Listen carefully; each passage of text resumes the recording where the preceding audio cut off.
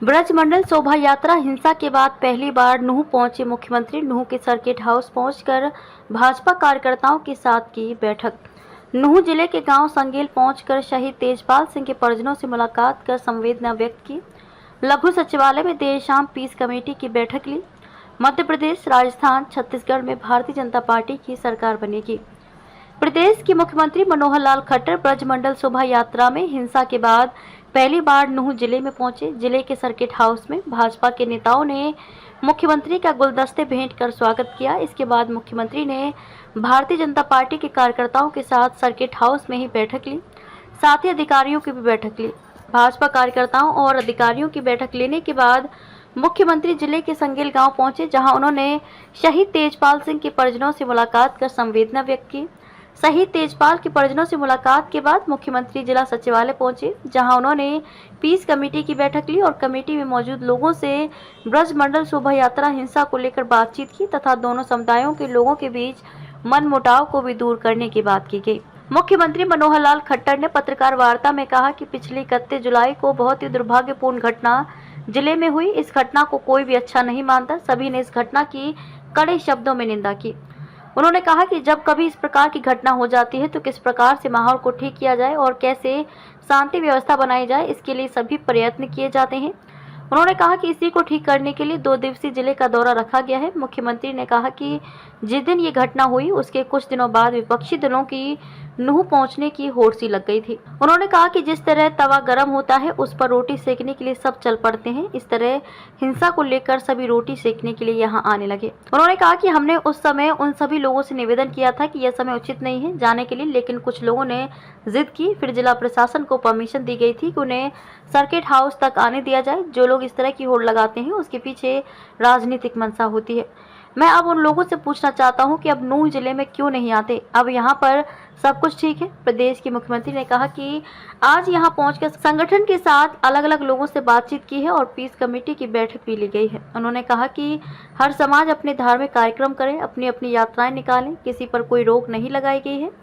मुख्यमंत्री से नरेंद्र मोदी के साथ बातचीत के सवाल पर उन्होंने कहा कि समय समय पर प्रधानमंत्री के साथ बातचीत होती रहती है। अभी चुनावी माहौल चल रहा है, उसी को लेकर बातचीत की गई है। उन्होंने कहा कि पड़ोस के राज्यों में चुनाव चल रहे हैं, उसमें हमारी ड्यूटी लगी हुई है।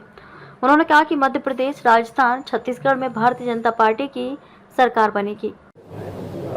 मित्रों, जैसा हमको पता है कि पीछे 31 जुलाई को बहुत ही एक दुर्भाग्यपूर्ण घटना यहाँ हुई, जिसको कोई भी अच्छा नहीं मानता। सब लोगों ने उसकी निंदा की है, नहीं होनी चाहिए थी। लेकिन जब कभी ऐसी घटना हो जाती है तो उसके बाद माहौल को कैसे ठीक किया जाए, कैसे शांति का माहौल बने, उसके लिए सब प्रयत्न किए जाते हैं। और उसी के ठीक करने की दिशा में आज का मैंने एक प्रोग्राम ये 2 दिन का रखा है, आज का और कल का नूंह का, क्योंकि सारी स्थितियों को तो हम दूर बैठे भी जानकारी मिलती है क्या नहीं है। लेकिन हमारा यही है कि पहले स्थितियां ठीक हो जाएं, तभी उस प्रकार के माहौल में किसी ऐसे व्यक्ति को जाना चाहिए जिससे उस माहौल को और ठीक किया जा सके। ऐसी कोई घटना समय से पहले अगर करें कि माहौल को ठीक करने के बजाय वो खराब होने की गुंजाइश हो, वो नहीं करनी चाहिए। आपको ध्यान में होगा कि जिस दिन ये घटना हुई और उसके कुछ दिन बाद विपक्षी दलों ने एक होड़ सी लग गई कि चलो नूंह चलो, चलो नूंह चलो। जैसे तवा गर्म होता है ना, उस पर रोटियां सेकने के लिए सब चल पड़ते हैं।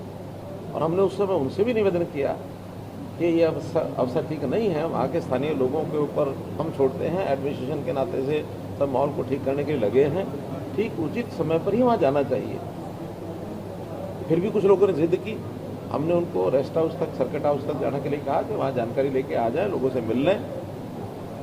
लेकिन आखिर इतनी जल्दी आने की जो होड़ लगाते हैं उसके पीछे निश्चित रूप से राजनीतिक मंशा होती है।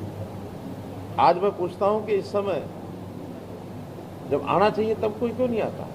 बैठ के बातचीत करने का माहौल तो आज है। ये घटना घटी है, गलत है, दुर्भाग्यपूर्ण है, निंदनीय है। आगे माहौल को ठीक रखें, समाज में भाईचारा बना रहे, प्रेम प्यार बना रहे। आज हमने अलग अलग संगठनों के नाते भी यहाँ कुछ लोगों से बातचीत की है।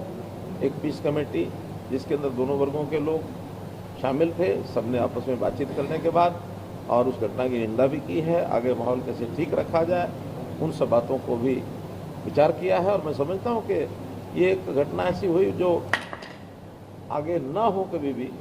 इस प्रकार इस इलाके में एक दूसरे की भावनाओं की कदर करते हुए कैसे हम आगे बढ़ें।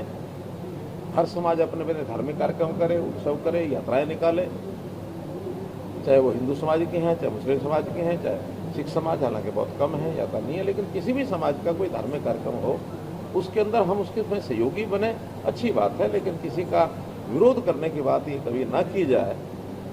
कोई यात्रा निकाले, जितनी मर्जी निकाले, बड़ी निकाले, छोटी निकाले। रमज़ान का महीना होता है, नवरात्रों के दिन होते हैं, कभी शिव यात्रा, यानी ये यात्रा निकलेगी जैसा श्रावण की यात्रा निकालने का कार्यक्रम बना। कई मान लो मुसलमानों की कोई यात्रा निकलती है या कुछ भी है, उसमें एक दूसरे का सहयोग करने का मानस बनना चाहिए। आखिर तो हम एक हैं और एक होने के नाते इस देश के सब लोग मिलकर के चले। और मुख्य बात यह है कि राष्ट्रीय भाव, देश का भाव, देशभक्ति का भाव, ये सबके मन में आना चाहिए। धार्मिक पूजा पद्धति, इबादत, पाठ किसी भी प्रकार से करो, लेकिन हमारा समाज एक है, देश एक है। और ये बहुत लंबी लड़ाई के बाद हम लोगों ने इसको कायम किया है। और आज तो हमारे नरेंद्र मोदी जी ने कितने ऐसे पग उठाए हैं सारे समाज को इकट्ठा रखने के लिए। वरना ये अलगाववादी दृष्टिकोण जम्मू कश्मीर में कैसा बना हुआ था। धारा 370 खत्म की, अब सारा बढ़िया चल रहा है, किसी को तकलीफ नहीं है, सब लोग खुश हैं, प्रसन्न हैं। अलगाववाद को दूर करने के लिए ही ये जो धारा 370 तो इसलिए बनी हुई थी ना, अब उसको ठीक किया सारा। यहाँ भी क्योंकि यही एक समाज ऐसा है, जब देश का विभाजन हुआ तो इन लोगों ने यहाँ से पाकिस्तान जाने के लिए मना कर दिया। मेवाती हसन खां, उनके यानी बलिदान उन्होंने देश के लिए दिया, तो बलिदानी इस नाते से कहलाए वो। तो चाहे वो किसी भी समाज के लोग हों, देशभक्ति का भाव ये जरूर जागे, सब मिलकर के रहें, शांति कायम रहे। ताकि छोटे मोटे ऐसा कि उसकी हमारी एक नियमावली है, उसका जो पैरामीटर्स हैं उसके हिसाब से उनको, उनकी पत्नी को उनका शहीद का सर्टिफिकेट आने की इंतजार थी। वो शायद आ गया होगा, वो कह रहे आ गया है, तो जैसे ही उनको मिल जाता है उसके बाद उनके परिवार की आर्थिक सहायता और उसमें उनके परिवार में जैसे शहीद की पत्नी की नौकरी की बात है वो भी करेंगे। एक वहाँ सड़क की बात उन्होंने बताई और सड़क का नामकरण भी उस अमर शहीद के नाम से रखा जाएगा। तो इस प्रकार से शहीदों का सम्मान, शहीदों का एक अमरता उनकी बनी रहे, सब याद रहे, तो इस नाते से किया जाता है। देश के लिए बलिदान हुए, हमारे लिए गौरव की बात है। उसके लिए हमने पहले कहा था कि 100 क्यूसेक के 2 चैनल जो हैं उसके बनाए जाएंगे और वो केएमपी के साथ साथ उसका राइट ऑफ वे हमने छोड़ा हुआ है। और बहुत जल्दी मुझे लगता है शायद एक का तो टेंडर भी हो गया होगा, लेकिन क्या है कुछ हुआ उसका मेवात कैनाल का। हाँ, तो उसके दोनों जो पाइपलाइन के माध्यम से कहीं कहीं ओपन होगा, कहीं कहीं पाइपलाइन के माध्यम से होगा। वो पानी जो है निश्चित रूप से जो हथनीकुंड डैम से चल करके मेवात तक पहुंचेगा। वो हमारी जो बात है वो उसका कायम है, उसको पूरा। क्योंकि यूनिवर्सिटीज़ प्रदेश में बहुत हो गई हैं और आज यूनिवर्सिटीज़ अलग अलग जगह इस प्रकार के बहुत ज़्यादा करने का इसलिए लाभ नहीं है कि आज प्राय जितने भी एजुकेशन इंस्टीट्यूशन हैं, नई पॉलिसी में उन सबको एक ऑटोनॉमस कैरेक्टर मिलने वाला है। इसलिए यूनिवर्सिटीज़ का भी, क्योंकि वो रेजिडेंशियल यूनिवर्सिटी होती हैं, उनका अपना एक सिस्टम होता है। तो गुड़गांव में भी यूनिवर्सिटीज़ हैं, आसपास भी यूनिवर्सिटीज़ हैं और यहाँ की यूनिवर्सिटीज़ की अगर लगेगा कि बहुत ज़्यादा आवश्यकता महसूस हुई तो कभी भी बनाई जा सकती है। लेकिन यहाँ मेडिकल कॉलेज है, यहाँ हमारा जो आयुर्वेद की पद्धति जो है, आयुष की पद्धति है, उसके भी कई संस्थान खुले हुए हैं। इस प्रकार से एजुकेशन की कमी नहीं है, बहुत है। प्रधानमंत्री जी से, राष्ट्रीय अध्यक्ष जी से अमूमन हम 2 महीने में, 1-1.5 महीने में, 2.5 महीने में मिलता रहता है। आपस में जब बातचीत होती है तो आखिर उसमें हम अपने प्रदेश के विषय उनके सामने रखते हैं, उनकी कोई अपेक्षा होती है तो वो रखते हैं। बस ठीक है कि अब जैसे चुनाव चल रहे हैं, उसमें आसपास पड़ोस के प्रदेशों में चुनाव हैं, उसमें हमारी ड्यूटियाँ लगी हैं। हमारे प्रदेश के भी काफ़ी लोग, हमारे विधायक वगैरह गए हुए हैं, हमारी भी ड्यूटी लगेगी। मैं मध्य प्रदेश में अब 2 दिन लगा के आया हूँ, तो राजस्थान में भी जैसे ड्यूटी लगी उसमें जाएंगे। और मुझे विश्वास है कि जो ये प्रदेश हैं, खास करके इसमें मध्य प्रदेश और राजस्थान और छत्तीसगढ़, भारतीय जनता पार्टी की सरकारें जो बननी चाहिए।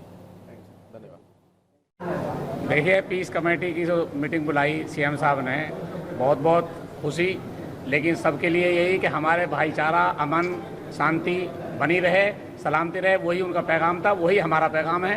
और हम ये चाहते हैं कि हिंदू मुस्लिम सिख ईसाई का यहाँ भाईचारा जो सदियों का था वो आज भी है और आगे भी रहेगा।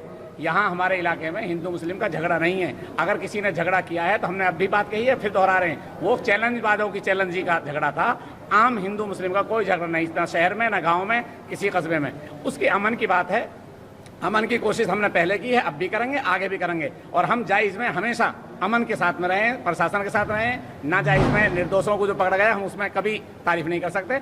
आगे हम अमन की बात करते हैं, दोषियों को सजा मिले, निर्दोषों को छेड़ा ना जाए, बस हम इसी। और सीएम साहब भी हमें आश्वासन दे गए, हमने भी आश्वासन दिया, इंशाअल्लाह इलाके में अमन रहेगा।